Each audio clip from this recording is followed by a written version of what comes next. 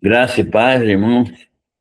Estamos iniciando novamente uma nova, um novo estudo da palavra do Senhor.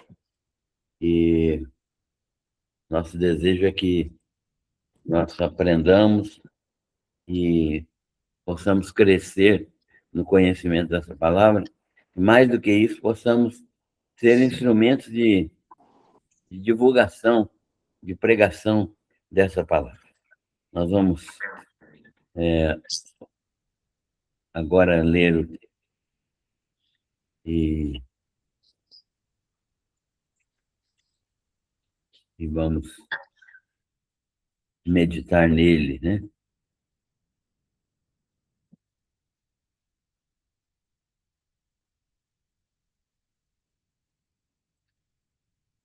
Primeira Pedro, isso.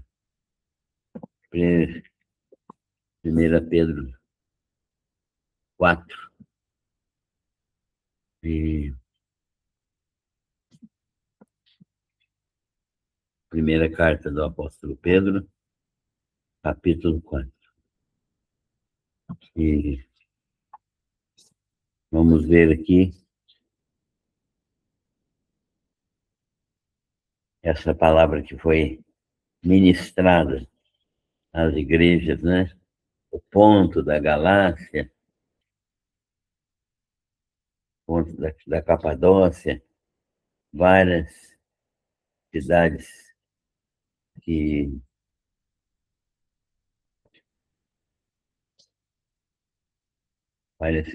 foram abençoadas por essa palavra do Senhor.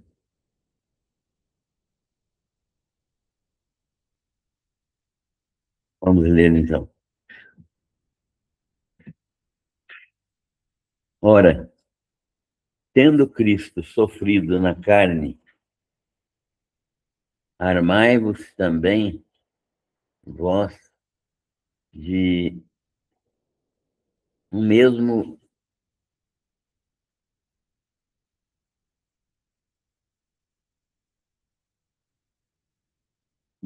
pensamento.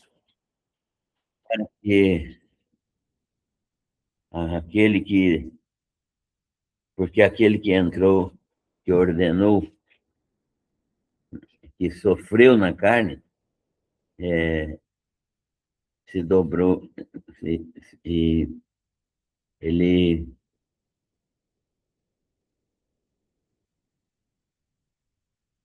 ficou livre do pecado.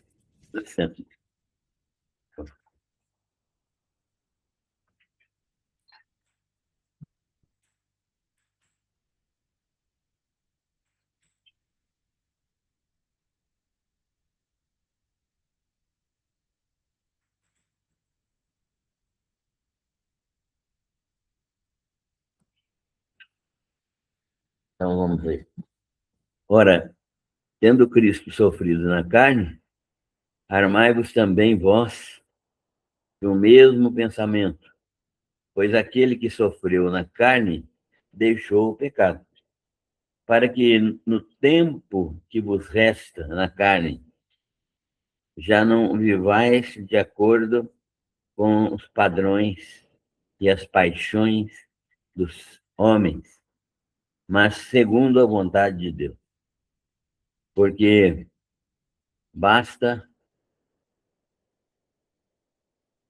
o tempo decorrido para teres executado a vontade dos gentios, tendo andado em dissoluções, concupiscências, borracheiras, orgias, bebedices, em detestáveis idolatrias. Por isso, difamando-vos, estranham que não concorrais com eles ao mesmo excesso de devassidão, os quais hão de prestar contas àquele que é competente para julgar vivos e mortos, pois para este fim foi o evangelho pregado também a mortos, para que, mesmo julgados na carne, segundo os homens, vivam no Espírito segundo Deus. Essa é uma parte do texto que nós estamos estudando, que é do capítulo 4, versículos 1 ao 6. Mas nós temos o restante do capítulo, do versículo 7 em diante, que diz: ora, o fim de todas as coisas está próximo, sendo, portanto,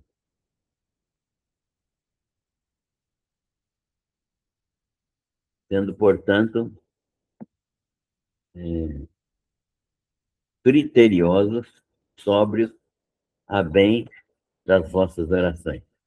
Acima de tudo, porém, tende amor intenso uns para com os outros, porque o amor cobre multidão de pecados.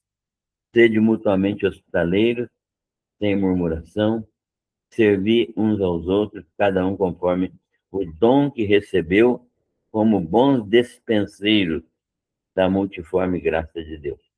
Se alguém fala, fale de acordo com os oráculos de Deus.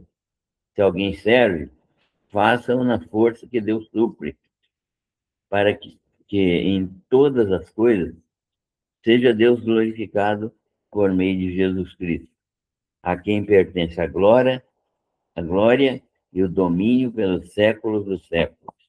Amados, não estranheis o fogo ardente que surge no meio de vós, destinado a provar-vos, como se alguma coisa extraordinária vos estivesse acontecendo. Pelo contrário, alegrai-vos na medida em que sois co-participantes dos sofrimentos de Cristo, para que também na revelação de sua glória vos alegreis exultando. Se pelo nome de Cristo sois injuriados, bem-aventurados sois, porque sobre vós repousa o Espírito da glória de Deus.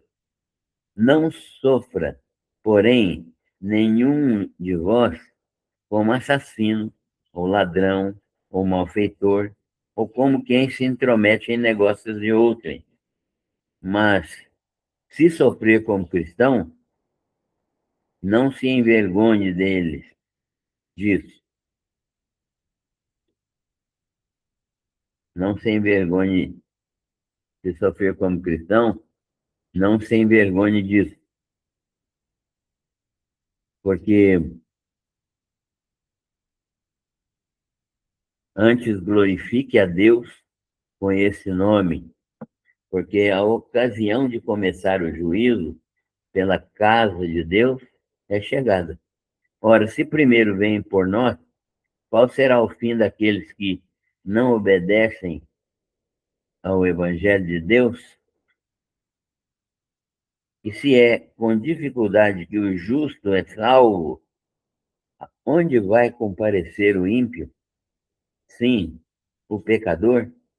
Por isso também os que sofrem segundo a vontade de Deus encomendem as suas almas ao fiel Criador na prática do bem. Então, esse é o texto que nós estamos estudando e nós vamos orar para meditar nele. Senhor, nós queremos te agradecer pela oportunidade de estudarmos mais uma vez a tua palavra e de juntos podermos confiar que o Senhor está falando ao nosso coração e crer que o Senhor está presente na nossa vida hoje, pelo teu Santo Espírito, ensinando-nos a tua palavra. Obrigado pelo teu cuidado constante, pelo teu amor indizível, pelas bênçãos eternas que o Senhor preparou de antemão para os teus filhos. Nós te agradecemos por tudo, pedimos que as famílias aqui representadas sejam guardadas e abençoadas pelo Senhor. Perdoa os nossos pecados e falhas e limitações, mas ajuda-nos a viver de modo agradável ao Senhor. É a nossa oração em nome de Jesus. Amém. Muito bem, então, esse texto É o texto que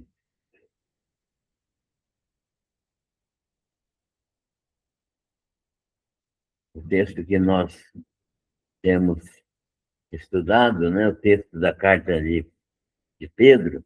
Hoje, esse capítulo interessante que nós estamos estudando e vamos estudar agora, meditando nessa palavra que Deus nos deu por intermédio do apóstolo Pedro.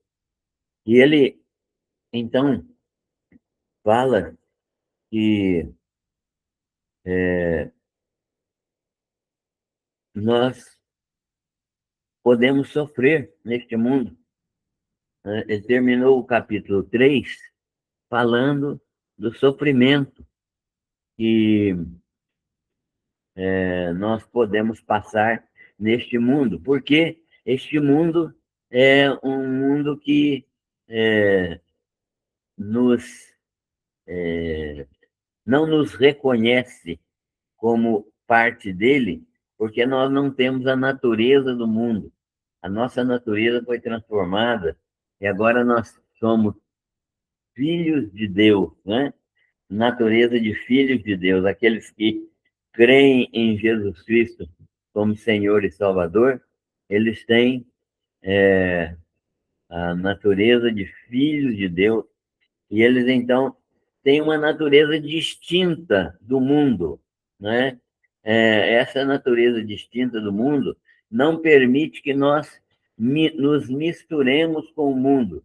Quando isso acontece por algum motivo, quando nós cedemos e misturamos com o mundo, não há uma mistura homogênea. É como água e óleo, não misturam. Estão juntos, mas não se misturam. E isso é uma demonstração de que verdadeiramente nossa natureza é transformada.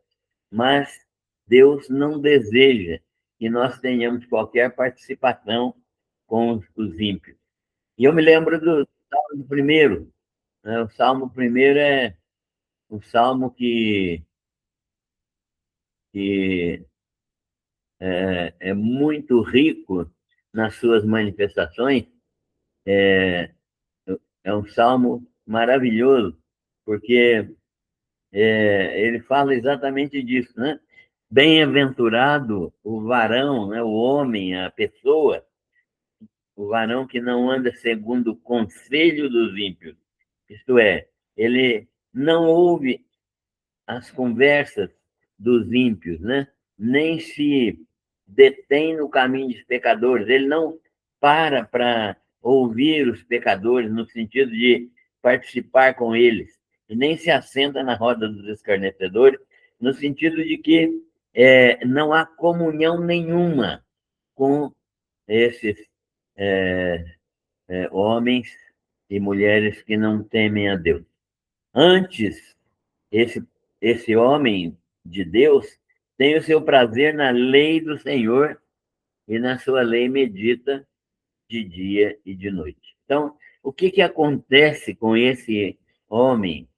Ele será como uma árvore plantada junto a ribeiros de águas, né? Cujas folhas não caem e que frutifica o tempo todo, e tudo quanto fizer prosperará, porque é feito dentro da vontade de Deus. Então, o apóstolo Pedro está falando isso aqui, né? Na parte final do capítulo 3, que nós já vimos, que nós somos pessoas diferentes, nós somos de outra estirpe, de outra natureza, de outra origem, né? A nossa origem agora é celestial. Nós não temos mais origem material, né? A nossa matéria, o nosso corpo, não comanda mais a nossa vida, mas o nosso espírito é que é comandado pelo Espírito de Deus e mantém a nossa vida de acordo com a vontade de Deus.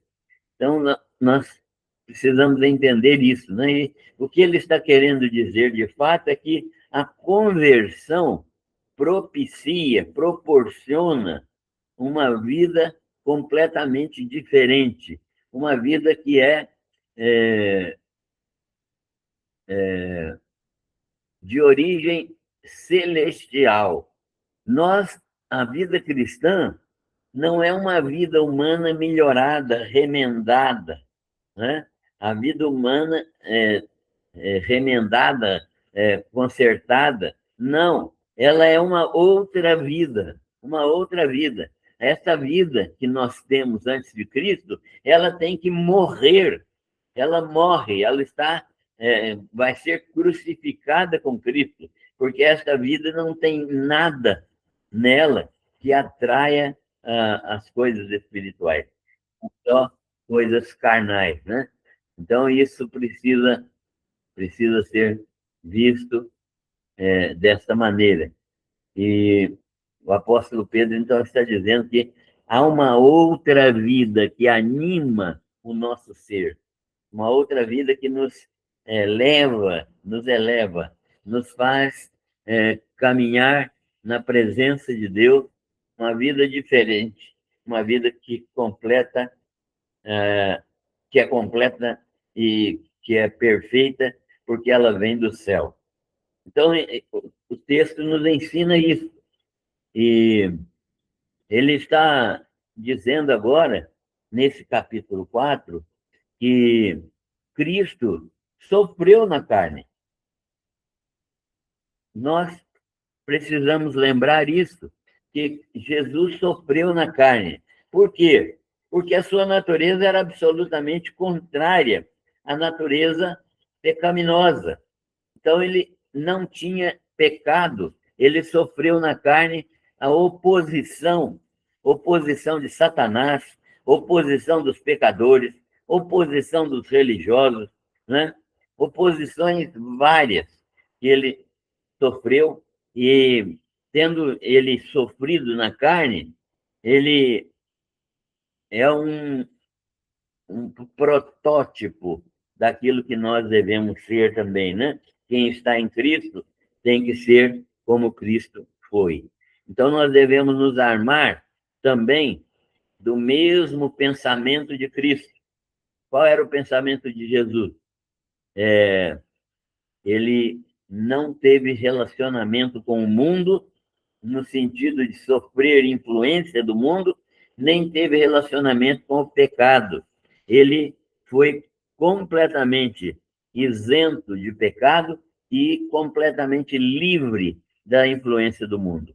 Nós, como crentes, também devemos caminhar nessa direção, né? Porque é nesse sentido que nós estamos vivendo neste mundo, para manifestar a vida de Cristo, o amor de Cristo para com todos aqueles que ainda não o conhecem.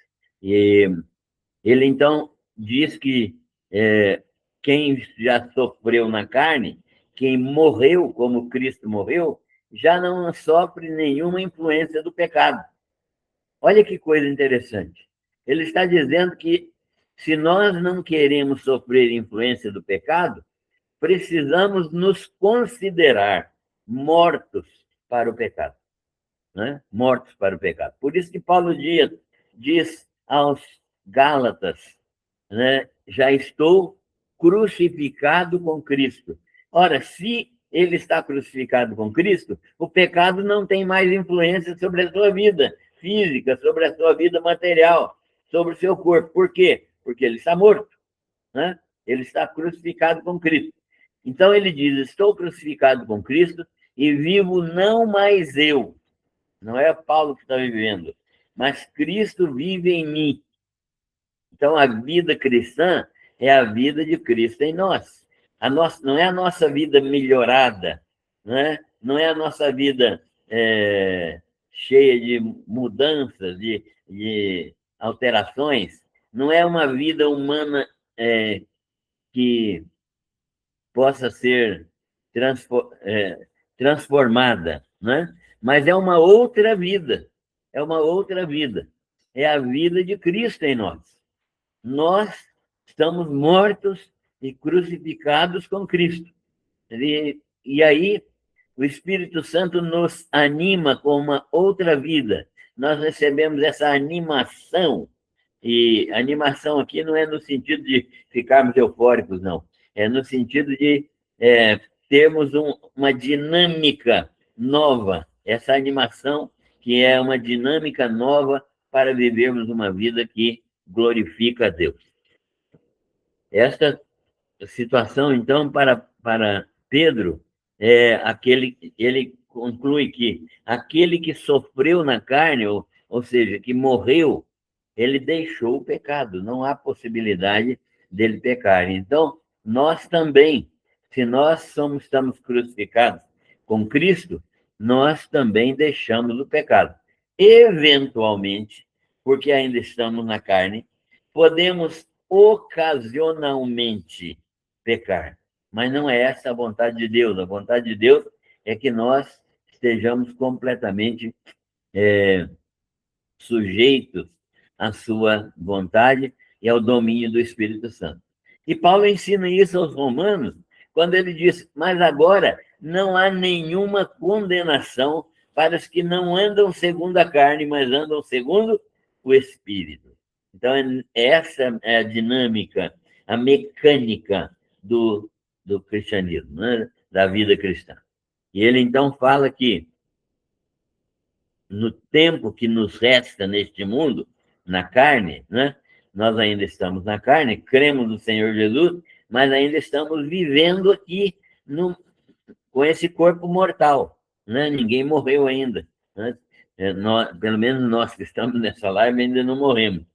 Então ele diz que no tempo que nos resta na carne, né? Na vida normal, natural, já não vivamos mais de acordo com as práticas dos homens, com as paixões humanas, né? Nós devemos evitar o estilo de vida dos seres humanos que não têm Jesus na sua vida, né? As paixões da carne, a sensualidade,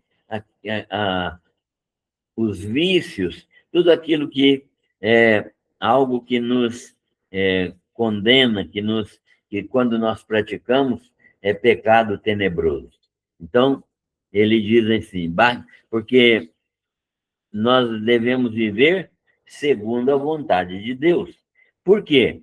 Porque basta o tempo decorrido para que nós tivéssemos executado a vontade dos gentios. Ele está dizendo, olha, vocês já foram gentios, vocês já foram pecadores perdidos, basta esse tempo, não voltem mais para aquele tempo.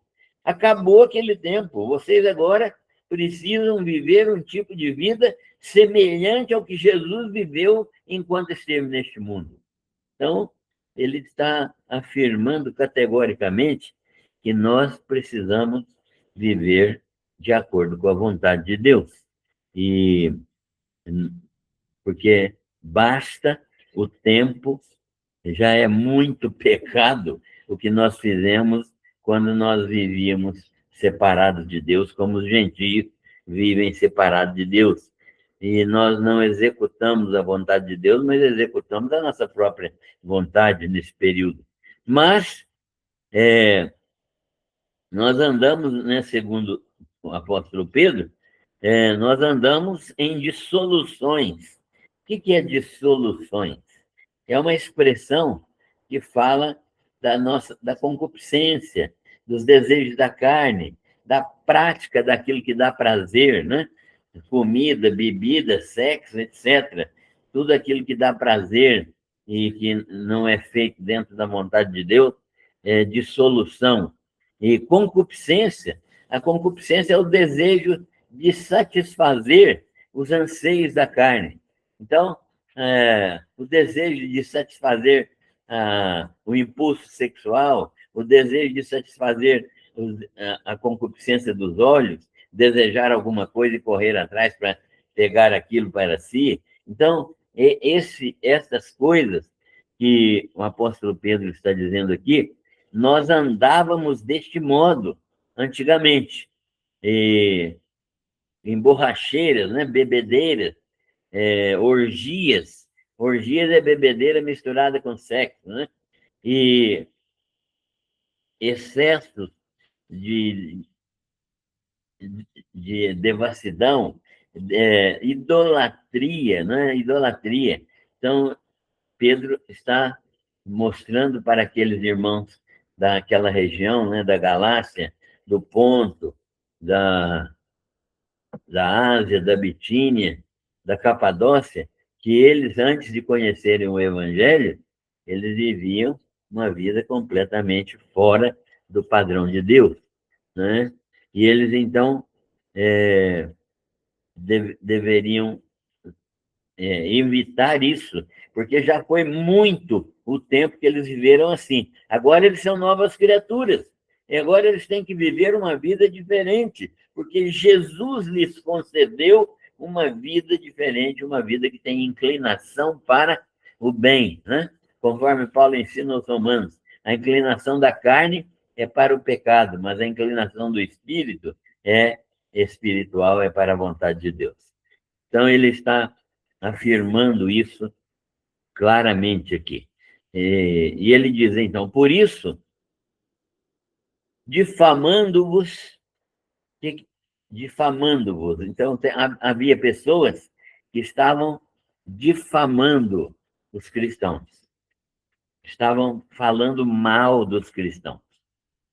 E estranhos que não estranham, essas pessoas que falavam mal dos cristãos, elas estranhavam que não havia nenhuma concorrência dos cristãos com qualquer excesso ou devassidão. Eles estavam impressionados. Eles conheceram aqueles irmãos da Capadócia, da, da, da, do Ponto, da Ásia, num tempo em que eles eram devassos, mas agora eles são cristãos. E agora, por causa deles serem cristãos, eles estão as pessoas que não se converteram, que eram amigas dos crentes antes deles se converterem, elas estão agora estranhando. Ah, vocês não bebem mais, vocês não, é, não se relacionam mais sexualmente, vocês não adulteram, vocês não mentem, vocês não fazem negócios errados. Eles estavam assustados, né? Porque não havia nenhuma devassidão nesses cristãos. E essas pessoas, então, segundo Pedro, eles vão prestar contas àquele que é competente para julgar vivos e mortos. Então, ele está dizendo claramente, né, que há um juízo, um tribunal de julgamento das obras dos que não são crentes. Os não crentes, morrendo sem salvação, eles já estão condenados. Mas não houve ainda dosagem da pena dessas pessoas. Vai haver julgamento das obras. Vai haver julgamento das obras. Quem teve luz e praticou más obras vai ser julgado com mais rigor do que aquele que praticou más obras, mas sem ter uma luz de um evangelho que estava perto deles ou de uma pregação que estava perto deles. Então, vai haver esse tipo de dosagem da pena, né?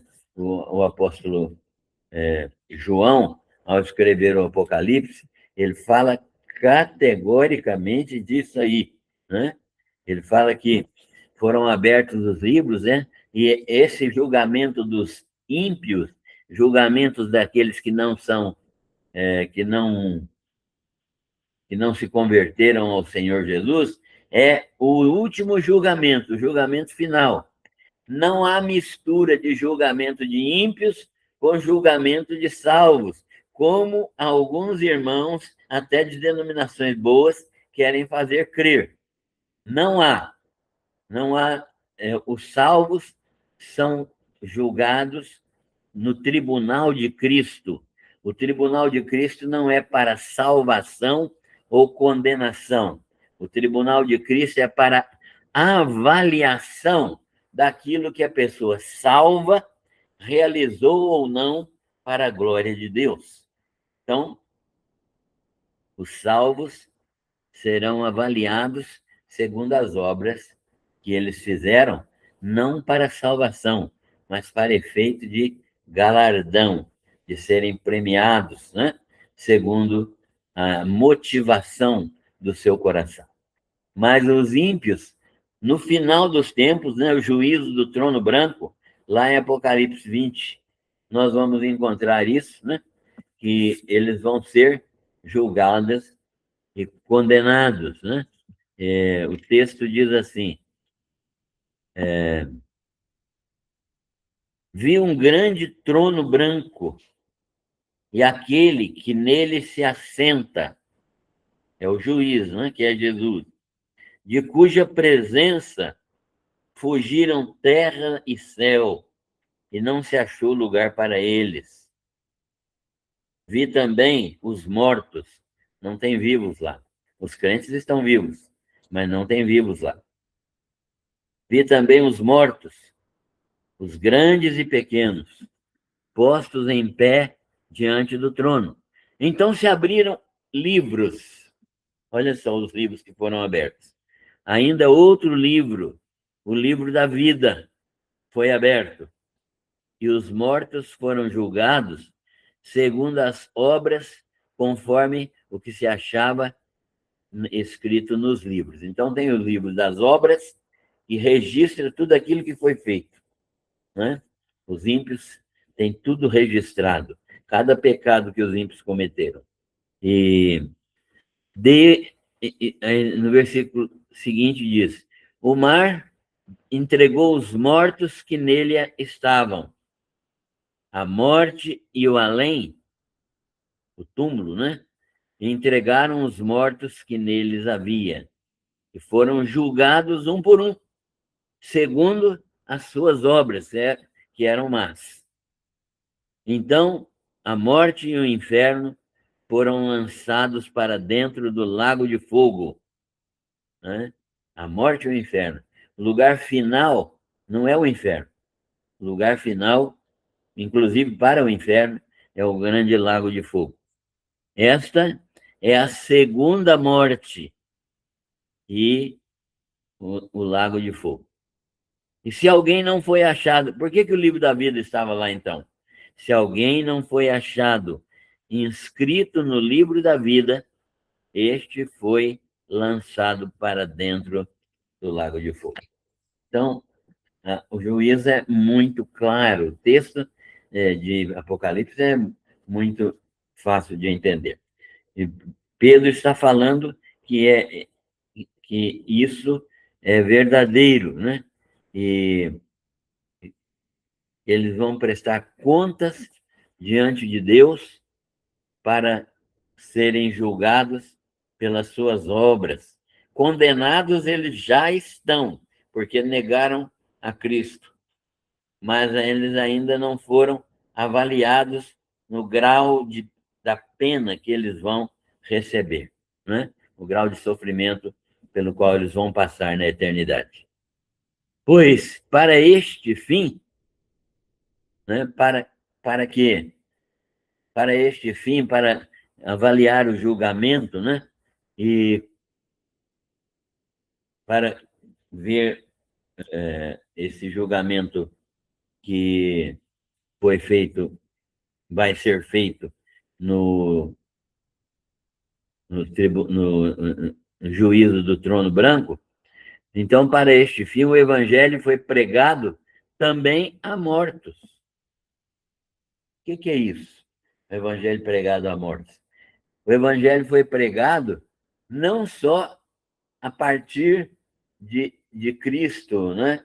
mas o evangelho foi pregado a pessoas que já morreram, ou seja, o evangelho foi pregado a todas as pessoas que já morreram em Cristo, aquelas pessoas que morreram na fé, né, conforme o autor da carta aos Hebreus nos ensina, aquelas pessoas que morreram na fé, que são os heróis da fé, eles receberam um evangelho, né, que falava que eles estavam sendo preparados e guardados, preservados para viver com aqueles que ainda viriam, que somos nós, né?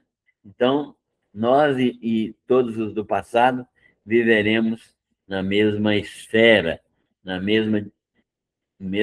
mesmo modo. E esse evangelho, então, foi pregado a mortos, para que mesmo julgados na carne, isto é, mesmo mortos, porque sofreram injúria, perseguição, sofreram ferimentos por causa morte, por causa do pecado, por causa do evangelho, eles possam viver em espírito segundo Deus. Então, o texto nos fala desta condição maravilhosa que é a certeza de que todos do passado, do presente agora e do futuro, que crerem em Jesus Cristo como Senhor e Salvador, estarão livres, estarão sendo galardoados no tribunal de Cristo. Agora, como é que nós devemos reagir ao sofrimento? É o que o apóstolo Pedro vai falar aqui um pouquinho, né? Ele diz: olha, o fim de todas as coisas está próximo. Ele acreditava, como Paulo também acreditava, que Jesus ia voltar proximamente. Portanto, sede criteriosos e sóbrios a bem das vossas orações. Então, ele está dizendo, olha, se nós temos a esperança, a expectativa que Jesus vai voltar em breve, nós precisamos nos colocar numa posição de expectativa santa e vivermos uma vida que agrada a Deus. Por quê? Porque a segunda vinda é uma vinda que não tem data, né? A qualquer momento ela pode chegar. Então, acima de tudo, porém, diz o apóstolo Pedro, tende grande amor, intenso amor, amai-vos ardentemente uns aos outros. Por quê? Porque vocês precisam manifestar o amor de Deus, porque ele cobre uma multidão de pecados. É o amor que me faz perdoar. Assim como eu recebi perdão de Deus por causa do seu amor, é o amor no meu coração pelos irmãos que me faz perdoar aqueles que me ofenderam, né? E viver em comunhão com eles. Não é bom para a igreja crentes viverem sem ter comunhão uns com os outros, ou terem mágoas uns dos outros, ou viverem de maneira a ofender ou hostilizar uns aos outros. Porque o amor cobre uma multidão de pecados. Sede mutuamente hospitaleiros. É um dom espiritual esse, a hospitalidade. A hospitalidade é um dom espiritual que é dado pelo poder do Espírito Santo. As pessoas que abrem suas casas para ser instrumento de bênção na vida de pessoas necessitadas. Então, sede mutuamente hospitaleiros, sem murmuração. Não adianta nada ficar hospedando e reclamando, né? E ficar falando aquilo que não deve. Servir uns aos outros. Olha, nós somos servos uns dos outros. E na medida das nossas possibilidades, devemos servir uns aos outros, devemos manifestar amor uns aos outros, cada um conforme o dom que recebeu. Nós vamos exercer esses dons no relacionamento com os crentes que estão conosco e que precisam da nossa ajuda. Então, cada um conforme o dom que recebeu, que jeito? Como bons despenseiros da multiforme graça de Deus. O que é um bom despenseiro? Um bom despenseiro é aquele que cuida, é o mordomo que cuida da despensa alheia do seu patrão. Né? Ele sabe o que tem ali, ele sabe exatamente o que está dentro ali e sabe ministrar aos outros e prestar contas ao patrão daquilo, né, que ele faz. Então, nós somos despenseiros da munificência alheia, que é de Deus. Nós somos despenseiros de Deus, despenseiros da multiforme graça de Deus. Se alguém fale de acordo com os oráculos de Deus. Ou seja, o que são oráculos? São as manifestações da palavra de Deus, as profecias, os ensinos, né? Então, se alguém for falar, fale de acordo com a Bíblia. Não vem com acho, eu penso, na minha opinião, isso não existe, né? Crente não tem isso. Crente fala, olha, a palavra de Deus diz isso, né? Então, ele, ele deve falar de acordo com os oráculos de Deus, e se alguém serve, isto é, se alguém é capaz de servir, e serviço aqui é qualquer serviço, é o dom de ministrar. Pode ser ajudar uma pessoa a limpar a casa, pode ser ajudar uma pessoa a lavar a roupa, pode ser uma pessoa que ajuda alguém no hospital.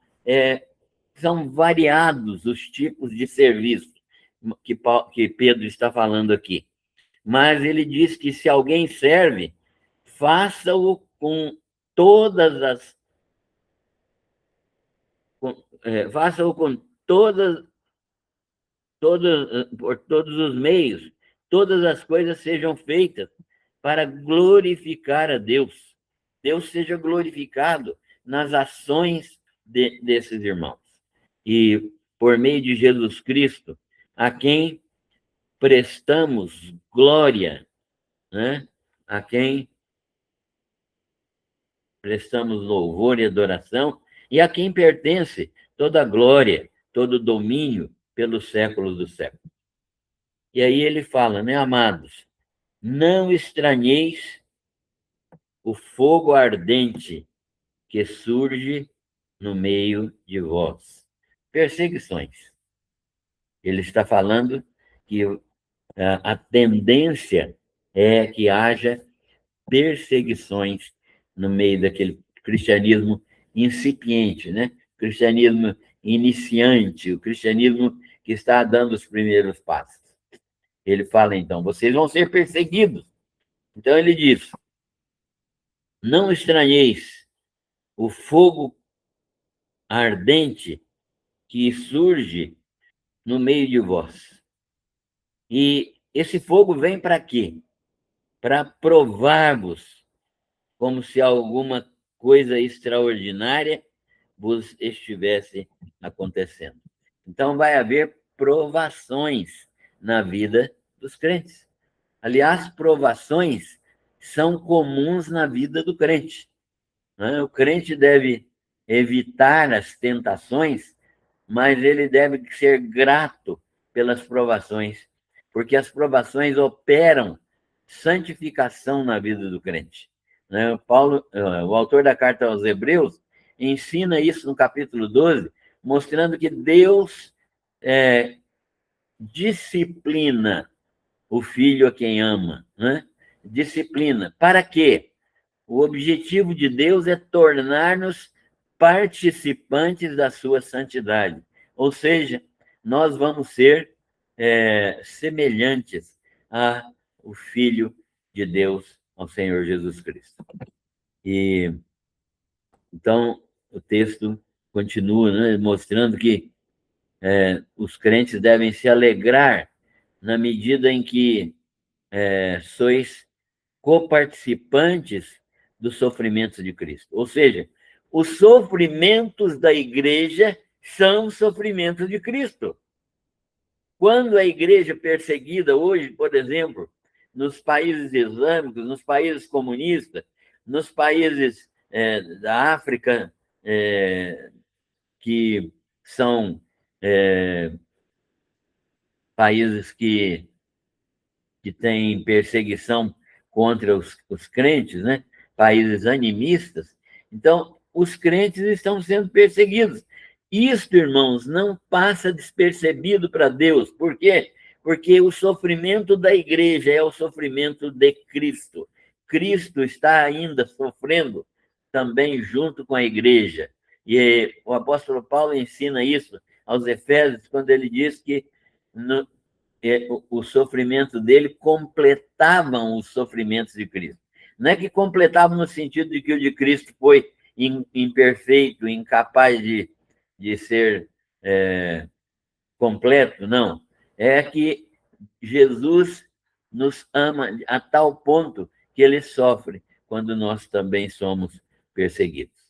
Então, ele diz, né, que nós nos tornamos coparticipantes dos sofrimentos de Cristo, para que também, na revelação de sua glória. Qual que é a revelação da glória de Cristo? A segunda vinda. A segunda vinda. Quando Jesus estiver retornando, quando Jesus estiver voltando para o nosso meio, a segunda vinda dele gloriosa, né? Quando ele estiver vindo na sua glória, nós estaremos, então, completamente livres de sofrimento, alegres e satisfeitos, felizes, porque seremos transformados. Este corpo mortal será revestido de imortalidade. E essa carne corrupta será revestida de incorruptibilidade. Isso é glorioso demais, né? O apóstolo Paulo ensina isso aos Coríntios. Então, nós precisamos ver isso, né? Se pelo nome de Cristo sois injuriados, bem-aventurados sois, porque sobre vós repousa o Espírito da glória de Deus. Olha só, ele está dizendo que Deus é glorificado quando eu suporto com alegria, quando eu suporto com entusiasmo, quando eu suporto com o coração cheio de paz os sofrimentos, né? Porque Jesus é glorificado. Não sofra, porém, diz ele, né? Nenhum de vós como assassino ou ladrão ou malfeitor. É claro, né? Se um crente pratica essas coisas, ele vai ser é, ele vai ser bem corrigido, né? Quem pratica essas coisas será corrigido pelas autoridades. Então, ele está dizendo que ninguém sofra, cristão nenhum deve sofrer porque foi preso por assassinato, preso por ser ladrão, preso por ser malfeitor. Ou como quem se intromete em negócios alheios, né? Então, mas se sofrer como cristão, isto é, se sofrer mesmo sem causa, não se envergonhe disso, antes glorifique a Deus com esse nome, né? Com esse nome. Então, se nós estamos passando por provações, vamos glorificar a Deus. Tiago fala: tende grande gozo ao passardes por várias provações, sabendo que a provação da vossa fé produz paciência, a paciência, perseverança, e a perseverança, esperança, a esperança gloriosa da segunda vinda de Jesus. Mas, se sofrer como cristão, Não se envergonhe disso, antes glorifique a Deus. Por quê? Porque a ocasião de começar o juízo pela casa de Deus é chegado. Ora, se primeiro vem por nós, qual será o fim daqueles que não obedecem o Evangelho de Deus? Ou seja, se Deus, para com seus filhos, permite as provações, que dirá aquilo que vai acontecer com aqueles que não são filhos? Então, ele está afirmando isso. E se é com dificuldade que o justo é salvo, né? Porque passa por provações, onde vai comparecer o ímpio? Sim, o pecador. É muito complicada a vida do pecador. Por isso, também os que sofrem segundo a vontade de Deus encomendem as suas almas ao fiel Criador na prática do bem. O que é encomendar as almas? No catolicismo romano tem essa prática, né, de encomendar a alma. O texto pode ser traduzido assim: por isso também os que sofrem segundo a vontade de Deus, isto é, aqueles que estão sendo provados, eles devem encomendar as suas almas, isto é, entregar definitivamente, colocar nas mãos de Deus de um modo claro e definido, entregar totalmente a vida na mão do fiel Criador, praticando o bem, porque ele vai ter cuidado de cada um de nós. Então, esse texto do capítulo 4, que nós encerramos aqui, é um texto que fala a nós da vida cristã transformada pelo poder de Deus e que nós devemos ter cuidado de viver de acordo com a vontade de Deus, sem vacilar, crendo que mesmo nas provações, Deus está presente conosco e não nos deixará ser provados acima do que devemos ou do que podemos suportar.